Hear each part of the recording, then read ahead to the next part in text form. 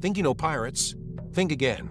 These swashbucklers weren't just rum-drinking, sword-swinging outlaws. They were cunning, diverse, and way more organized than Hollywood lets on. From secret codes to shocking punishments, pirate life was full of surprises. Stick around as we reveal 15 mind-blowing pirate facts that'll make you see these sea rogues in a whole new way. Pirates weren't totally lawless. Many captains enforce codes of conduct to keep order, distribute treasure, and maintain discipline. Crew members voted on major decisions like choosing captains or approving raids.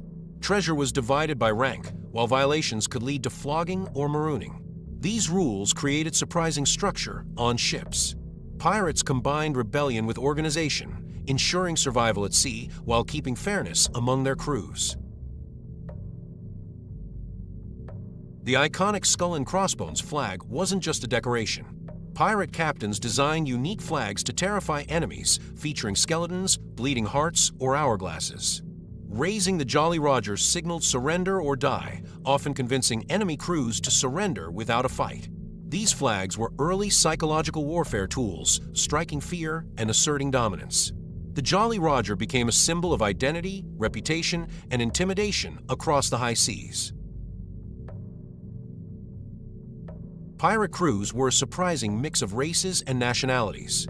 Europeans, Africans, Caribbeans, and escaped slaves often sailed together.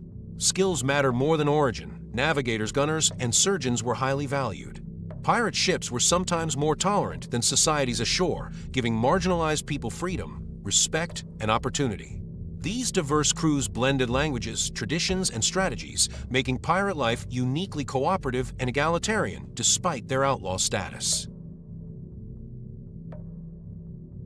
Unlike rigid navies, pirate ships were surprisingly democratic. Crew members voted on captains, treasure distribution, and battle strategies.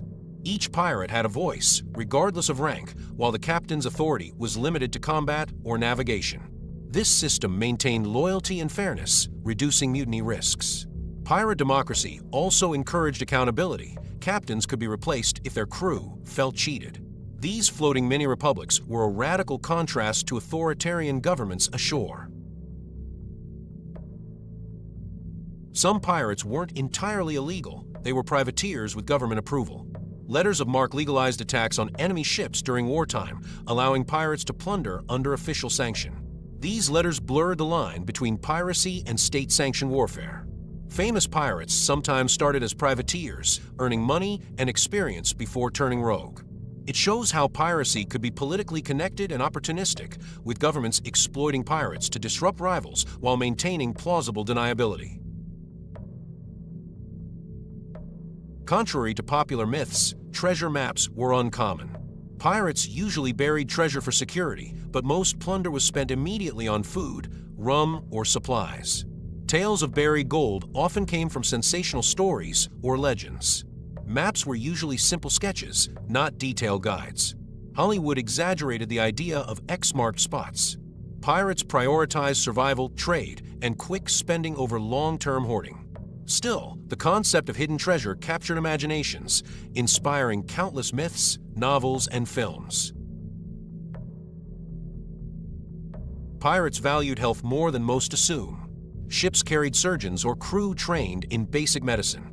They treated infections, amputated limbs, and managed scurvy with whatever remedies were available.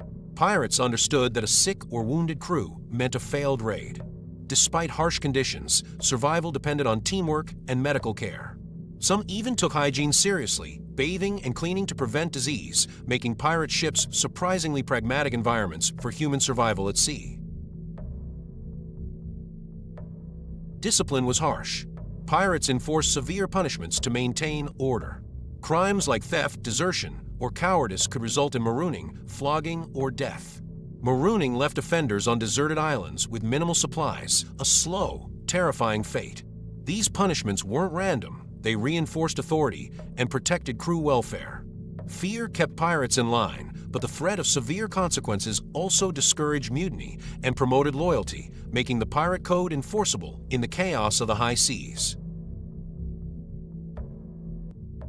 Not all pirates lived like destitute rogues. Successful pirates amassed wealth and luxury goods.